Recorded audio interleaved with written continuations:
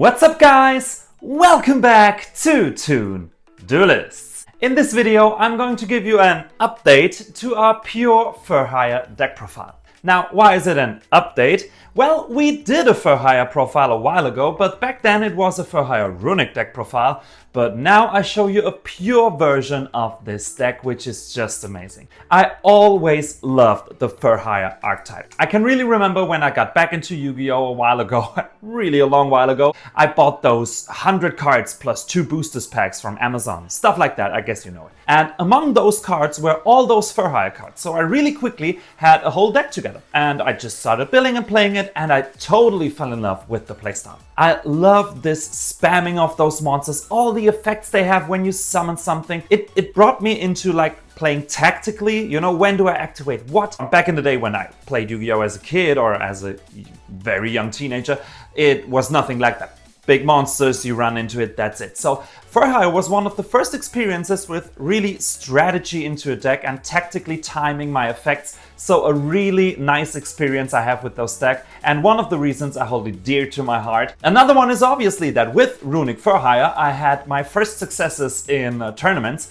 Very small successes, to be honest, but it was an amazing time for me. Well, now you can't play runic fur hire anymore. With the new time rule, runic isn't really playable anymore, and everybody hated me for playing it, so I dumped it and now have a pure build, because with the new support this deck got, it's just amazing how powerful it is, and I'm super excited to show this one to you guys. As always, if you want, you can of course skip straight to the deck profile with the chapters down below, but before you go, don't forget to like and subscribe. This would really help us a lot. It's one small click for you, but means the world to us, of course, and just helps us to grow this channel. If you want to further support us, you can also check out our Twitch and our Instagram channel with the links in the description. Would also be amazing. We really appreciate it. So, if you want to skip to this deck profile, you can do that now. We go through the 5 categories, analyzing this archetype first. The first category is, as always, concept and lore.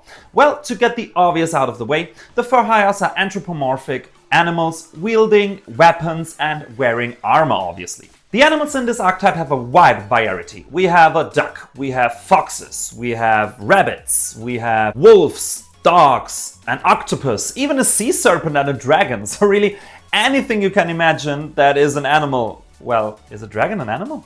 We also have a dinosaur actually, which counts as an animal, I'm pretty sure about that. So you can see the variety this deck has already in its monsters, and this also is reflected by different types and attributes those monsters have, which is actually part of the strategy of this deck. They are all part of a group of mercenaries, maybe pirates, we're not sure about that, and their occupations in this group of mercenaries is as widely spread as the animals they're actually based on. We have messengers, marksmen, scouts. We also have bladesmen, a shipwright, and then we have the bigger ones, which are basically just huge warriors, champions, sages, stuff like that, you know. So it really becomes clear that there's a hierarchy in this group of mercenaries. We have the smaller ones that really have a job to do, like keeping the ship alive and stuff like that, and the bigger ones, you know, that command all the troops and are basically only there for their brute power. One of them actually starts as Fright and ends up being a steed, which is one of the few examples where we have some storytelling in this archetype actually.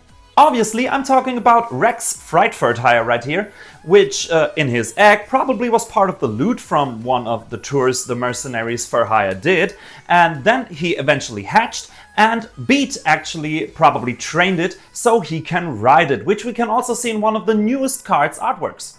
Outside of that, there's not really real story detail. In the other artworks of spells and traps, we can see them training, fighting, stuff like that, but they don't really tell a story. From the valuable book EX6, we only know a few chunks of story. We know that Beat, as I already mentioned, trained Rex so he can ride it. We know that Beat seems to admire Rafali a lot.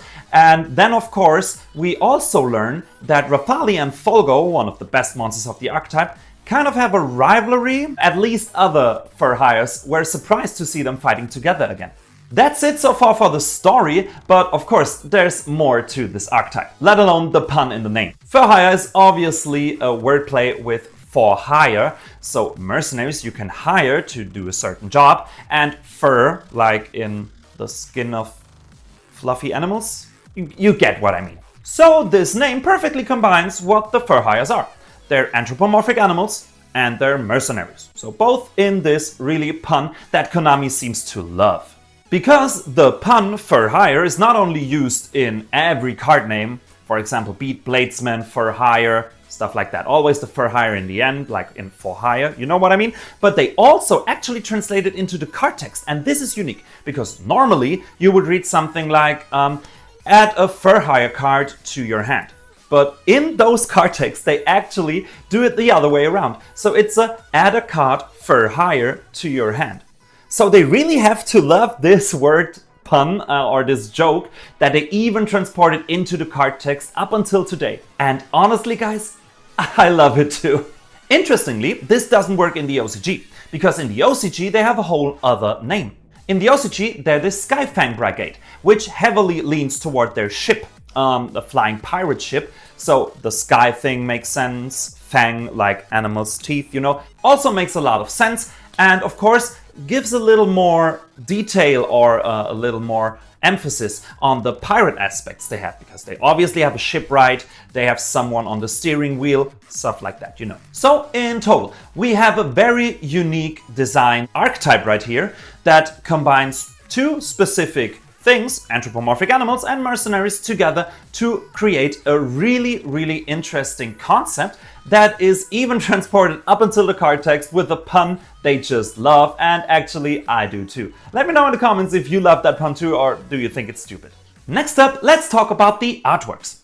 As I already said, we have a lot of anthropomorphic animals wielding weapons, wearing armor, or having other tools, for example telescopes, to fill in their occupations they have in this group of mercenaries. We can also see them in various vehicles, at least two of them, and all this clothing, the weapons, also the ship, leans toward a medieval steampunk look, which I actually think is pretty unique and I personally love it. We can only see small evolutions. The card artworks only give us a little hint at what the regular life of a fur hire looks like. Training, fighting, that's basically it.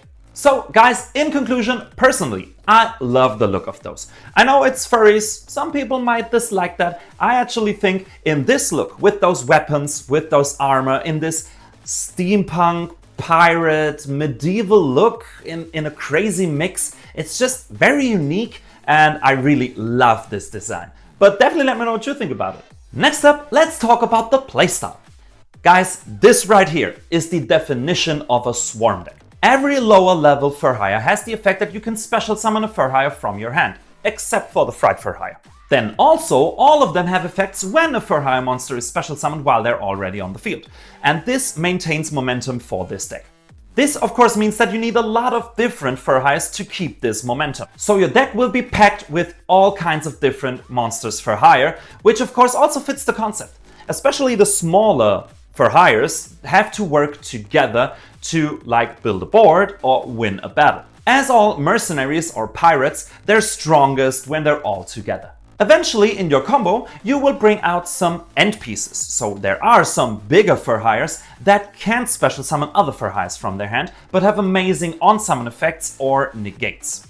And again, for the concept, this makes perfectly sense. Those big warriors, so the higher level monsters, are strong fighters with strong own effects, so they don't have to rely on a lot of other fur hires supporting them. Then of course, it is a link-based deck. Have to mention that we only have link monsters in this archetype, and we have two level 2 link monsters that actually help you build your board. One of them can search a spell or trap, one of them can really help you to readjust your board, which is amazing in this deck. And then we have the only link 3 in this archetype, which is, at least in my opinion, the complete boss monster of this archetype, Folgo, with an amazing effect that lets you draw at least 1 or 3 cards, which is just insane. Also, very fitting for this archetype, you don't need monsters for hire to link summon those monsters. The only condition is that you have to have monsters with different types. So again, this fits to the concept, this fits to the whole archetype build basically, and all of those link monsters have effects that can special summon other for hires actually. Keel can summon from the hand, Donna can special summon from the grave, and Fall goes straight from the deck. And this part is actually very interesting and makes this powerful. For example, if you get nipped and you can play on, let's say you can play on, you can use this rock token to just go into your link monsters. You don't need monsters for hire. The already mentioned draw power Folgo and also our riding for hire now gives us is heavily needed in this deck. Because as I already explained, you spam your Furhires from your hand, so your hand will be empty very soon. So that's why you need this draw power to just maintain momentum and be able to play on. Also, to resolve the effects of some of your big level Furhires, you need to discard cards for hire. So another reason why you have to have this draw power this deck totally gives you. So in conclusion, this deck has a pretty simple underlying strategy or technique that not only fits the concept, swarming, they attack in hordes, they work together to build amazing huge boards and let you play simple but powerful combos. The combos aren't too long, you don't have to graduate to play them, but they're actually still complex enough that you can throw some curveballs, and most importantly, it is so fun to play.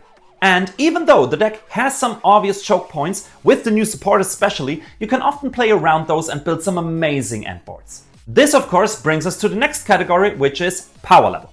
Well, I already mentioned choke points, and they have some really devastating choke points. First of all, if you have your normal summon already used up and you want to use the effect of a low level for hire to special another one from your hand and this gets negated, this can already, if your hand is bad, be the end of your turn. Also, if the searches in this deck get negated, this can also be really bad for you because the deck actually doesn't have that much ability to search. And I already mentioned you can work with a nip token, but if they place their nip right, it can be devastating for this deck. Also, another downside is you almost have no one-card combos. You, as I already said, need to have various for hires to summon them from your hand to activate all of your effects and combos. So you need at least 2 for hires, most of the time at least, to really get into your play. This also of course means in the grind game you can draw that one card and now I can start my combo again. Will rarely happen. And now I hear you say, oh my god, he didn't even mention Powerlevel or Fuvalos. This deck has to lose to them because it summons so much, right? No.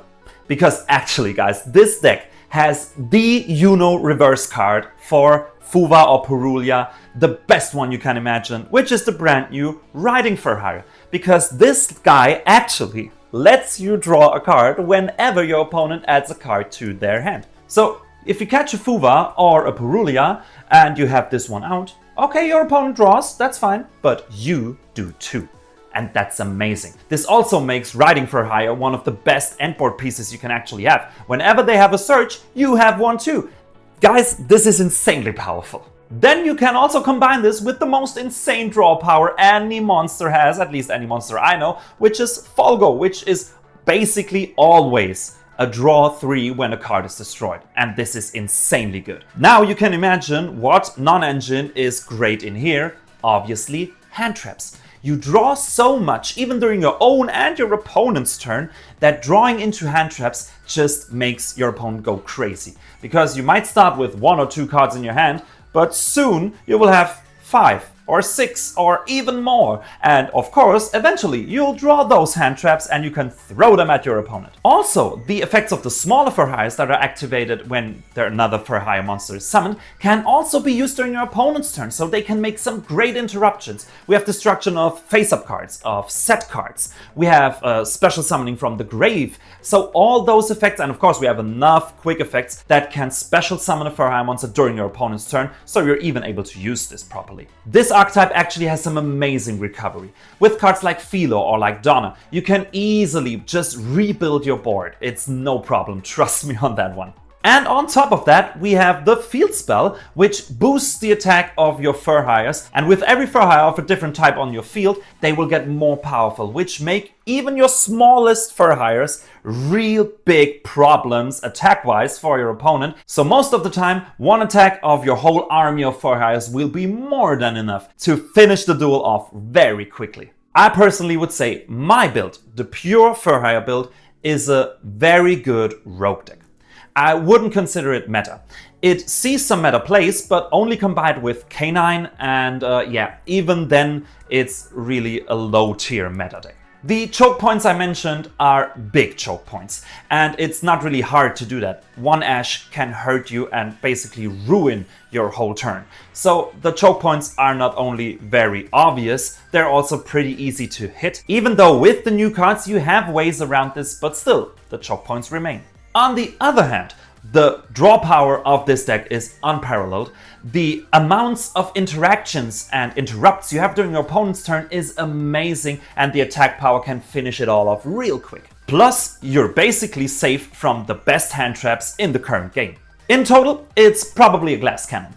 If everything goes right, you will diminish your opponent immediately in 2 or 3 turns, but it can get critical when they choke you at the right time. So, as I said, with K9, low tier meta, pure, a very good rogue deck. So now you may ask yourself, why do I not play K9? Simple reasons. First off, I don't like K9. I really don't. I don't like the artworks, I don't like the idea. I can appreciate the idea, but I just don't like it. It's not for me. Also, I have no access. I don't have any K9 cards, so I don't mind building it or buying them. I didn't even look up how pricey they really are. I imagine they are pricey because it's a very good deck. Let me know in the comments if you know better than I do. But yeah, no interest in playing it with K9. And if you follow this channel for a while, you know I prefer playing decks pure.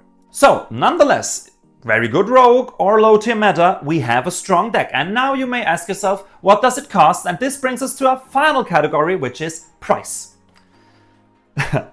If you watched my Magnet Warrior deck profile, you maybe remember how cheap Magnet Warriors were, right? A meta deck for, I think it was about $20. That's amazing. Fur hires will cost you $7. Only $7, that's all you need. And I'm talking about 24 main deck cards and 9 extra deck cards. No non-engine, but it's all you really need.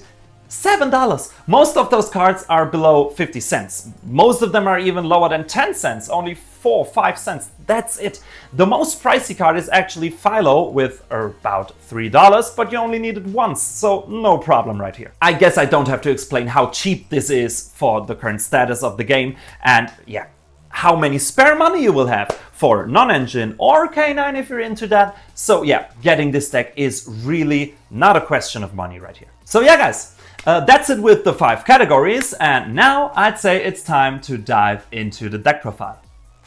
Alright guys, as the loyal subscribers you all of course are, you know that we're always starting with the monsters, and the first one we talk about is the brand new Rex Ride for Hire. Amazing design and amazing card. Basically your best combo starter, because this one has the effect that you can reveal this card in your hand to special summon a monster for hire from your hand, except itself, and then special summon this card.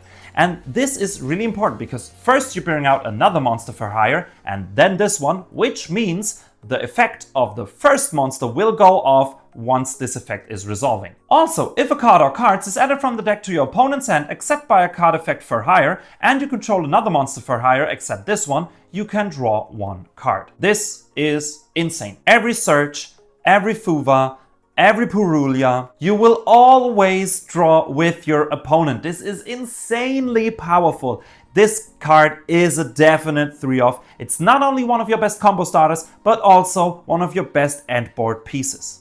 Next up, we also run 3 covers of the small version of Rex, which is obviously Rex Fright for Hire.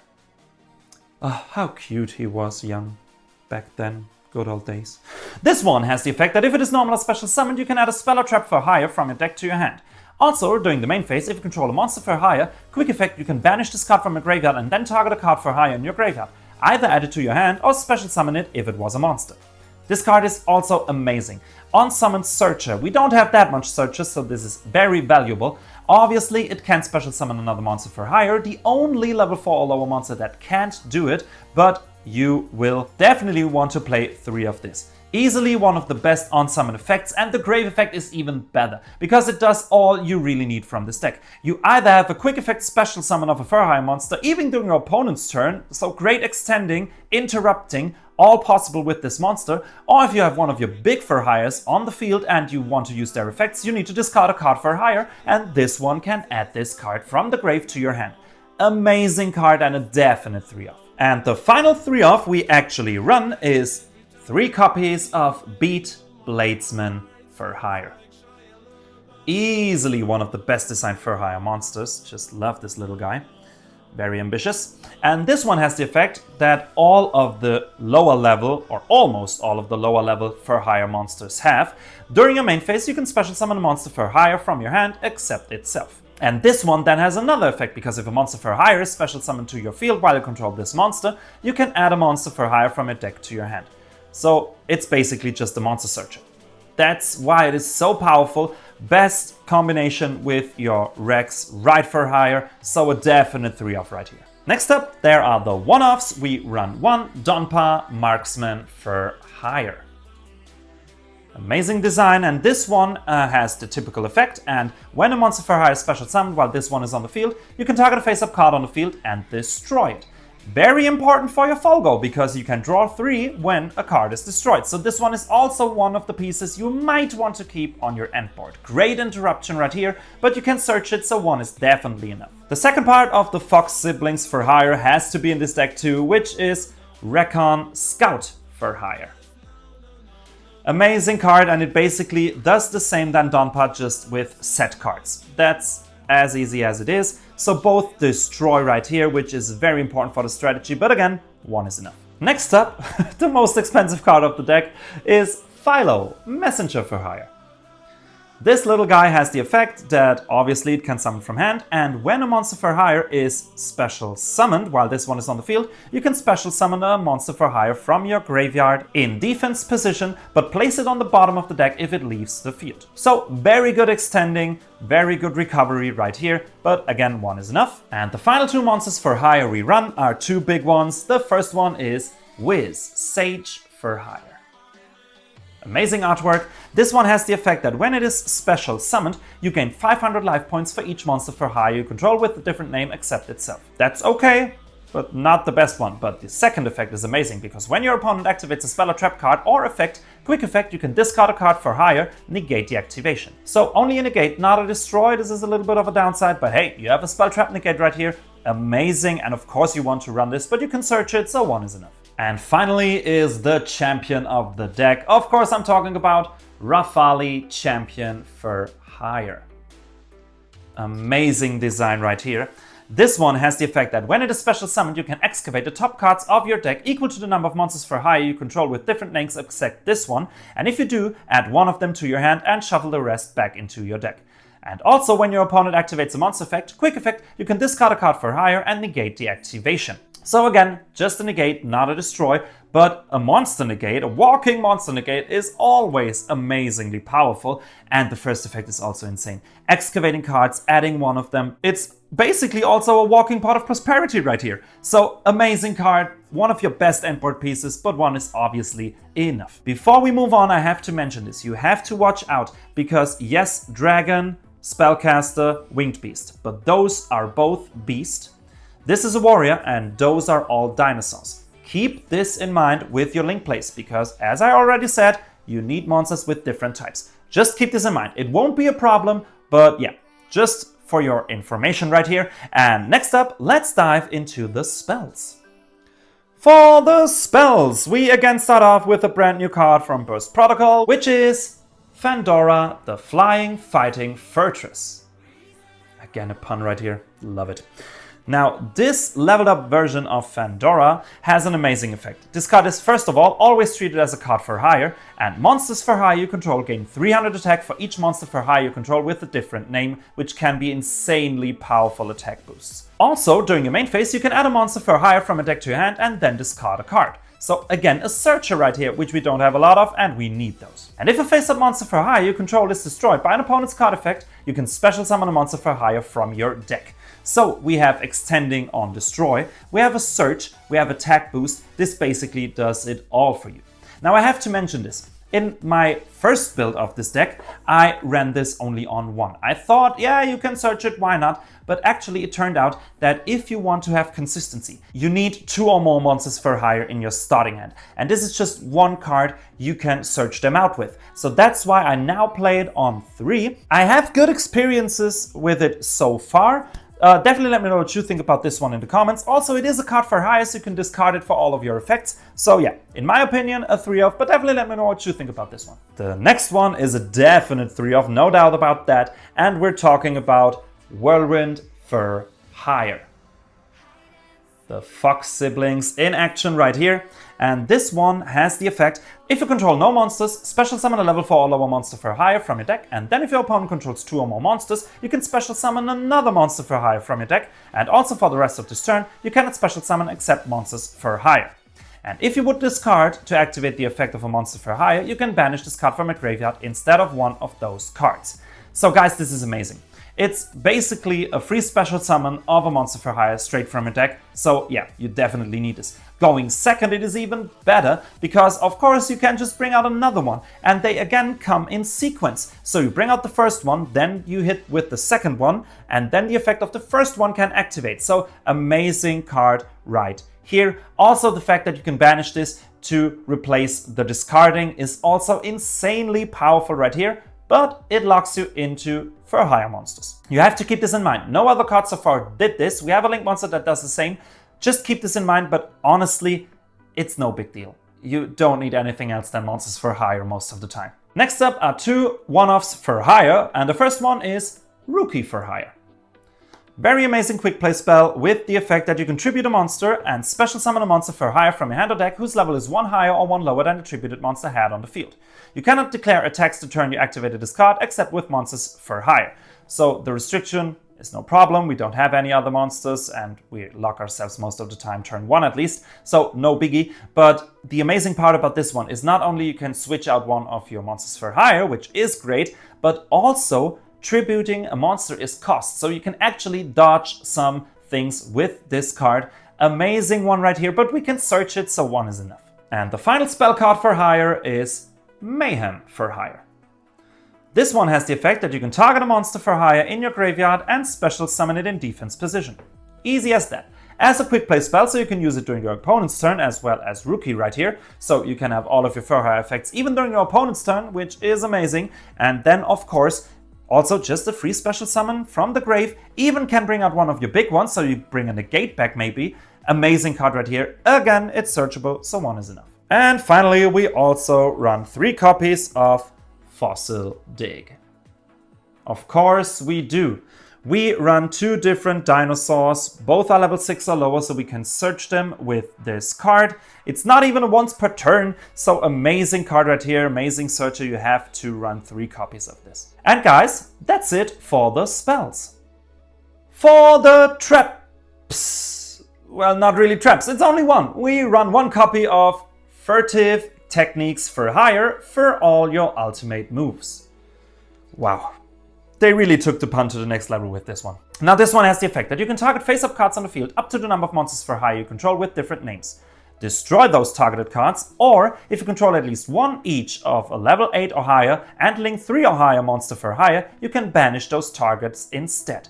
Now this is amazing. Another card that lets us destroy, so Folgo can go off, and obviously banishing them is a great possibility, a great option you have in some situations. It is useful. Most of the time we want to destroy actually, but it is amazing. But it goes on, because if a level 8 or higher or link 3 or higher monster for hire is special summoned to your field while this card is in your graveyard, you can add it back to your hand. This is amazing. So it even recovers itself, and that's the reason we only need 1. We can set it straight from the deck. So yeah guys, amazing card, but 1 is obviously enough. And guys, that's it for the engine. For the non-engine, we start off with 3 copies of Mulchami Fuvalos. Obviously, we do still the best hand trap in this game. Closely followed by the next one, which is obviously Ash Blossom, and Joyous Spring. Really amazing card. Then we also run 3 copies of Infinite Impermanence right here. Really also great card. Then I decided to run 3 Ghost Bell in this deck. Had Droplet in there, but let me talk about that in a moment. We also run 2 Droll and Lockbird right here. And then we finish off with 1 Called by the Grave to be hand trap safe. So, why no Forbidden Droplet? First off, Dominus traps, obviously not. We have so many attributes, it doesn't make any sense. But why no Droplet? I played Droplet, but I figured out that you draw so many cards and you draw a lot of non-engine, so you want to have non-engine you can use during your opponent's turn too. And with Imperm, at least when you already built your board, you can't use this one from the hand already. Fuvalos is also dead outside of your first turn, so you only have those 3 left. Droplet can also not be activated during your opponent's turn when you draw into it, so that's why I decided to go for Ghost Bell. And actually it works pretty well for me. Let me know what you think about this. Do you have any other ideas for great non-engine I could include? I mean, the other ghost hand traps, yeah, they're mid at best, so I decided to still play Imperm and Fuvalos obviously, but definitely let me know your thoughts. Some of you have so great ideas, I would really love to hear about this topic. And guys, that's it for the main deck. For the extra deck, we still start off with a brand new card from Burst Protocol, and I'm talking about Keel Shipwright for Hire. Amazing new Link 2 we got in this set, which has the effect, first of all, of course, needs 2 monsters with different types, and has the effect that if this card is link summoned, you can set a spell trap for hire or Fandora the Flying Fortress from your deck. Also, you cannot special summon for the rest of the turn except monsters for hire. So on summon, this can set your trap straight from the deck, which is amazing. Also, during your opponent's turn, quick effect, you can banish this card from a graveyard, and if you do, special summon a monster for hire from your hand, and then if your opponent controls a monster with the highest original attack on the field, even if tied, you can special summon 1 more such monster. So combined with the immense draw power you have, you can even bring out up to 2 monsters for hire during your opponent's turn, and then of course have all the interruption effects of your lower level for hire monsters right here. And it's also great that it mentions original attack, because with the field spell, your monsters will be stronger, trust me on this one. It's set up, it's one of your most important combo pieces, a definite 3-off right here. Next up, we run 2 copies of Donna Dagger for Hire. Amazing card right here. Another Link 2 with the effect that again needs 2 monsters with different types, and it can target a monster for hire you control and a monster your opponent controls and destroy both. You can also tribute a monster as cost to special summon a monster for hire from your hand or graveyard with different original name than the tributed monster, and then if you tributed a link monster to activate this effect, you can special summon 1 more such monster. Now, the destroy effect is neat. In some situations it does come up, it is useful. The most important effect is the second one. With this one on the field, you can just straight up tribute itself to bring out 2 monsters for hire from your graveyard or from your hand in an order of your choice, which means you can decide which effects you want to trigger, which is just amazing. This can bring you back into the game so easily, readjust your field. This one is a really important combo piece. I actually was thinking about bumping it up to 3 as well, because actually you don't really need any more extra deck monsters than your monsters for hire most of the time at least. So yeah, I'm still thinking about bumping this up. I'll tell you which card I would replace with it, but yeah, 2 are also fine. I never needed a 3rd one so far. A card I do play 3 copies of is Folgo Justice for Hire. Look at this one, amazing card. A little bit like Zorro with its white Badoi Chimonji. Now this one again, 3 monsters with different types, can't be used as link material. And this is also partly the reason I want to run 3 copies of it, because you can't link a Folgo to summon a Folgo. So if it gets negated or anything else, you need to build a new one. You can't use this one. So that's why I would really like to play 3. It is one of your most important cards for your strategy. Because if this card is link summoned, you can special summon a monster for hire with a different type from the 3 monsters used for the link summon from your deck in defense position, which is insanely powerful to bring out one of your big monsters for hire this way. Also, if a card or cards your opponent controls is destroyed by battle or card effect, you can draw a card, and then if you control 3 or more monsters for hire with different names, draw 2 additional cards. This is honestly just one of the most broken effects I know. It's so amazing how big the card advantage is Folgo gives you, and it's the justice for hire. Honestly, that's no justice, at least not for your opponent. It's amazing. Definitely run 3 in my opinion. You could also just run 2, but not less. Trust me on this one, you will need it. Just play all of them on 3 probably, you'll be fine. Because the rest of the extra deck is pretty generic. We have one Almirage. It's basically only here so we can bring our Rex into the graveyard. I never needed it while testing this deck, so yeah, but I can see why you would play it. Then one IP, basic, and when there's IP somewhere, you know what's next. Let me adjust this. It's SP, of course. And then we have a Nightmare Unicorn. This is the one I would probably replace with the 3rd copy of Donna. But yeah, Unicorn is nice, can also get rid of some annoying cards. I guess you know what those cards do. Then we have an access code. If your big for hire monsters aren't enough, access code can take care of it, but also not very often needed. Underworld Goddess, I won't explain this one as well. Already explained it in Magnet Warrior deck profile. I guess you know what it does. Amazing. In Flood decks, you have to just bring this out. It's so easy to get to this one in this deck, actually. The fact that you can use one of your opponent's monsters is just great removal. And the final one is one I would actually advise you to run. It's one Typhon right here.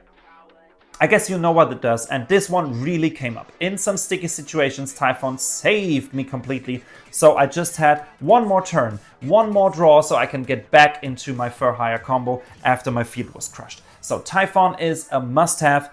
Those are actually pretty replaceable in my opinion. And guys, that's it for the extra deck.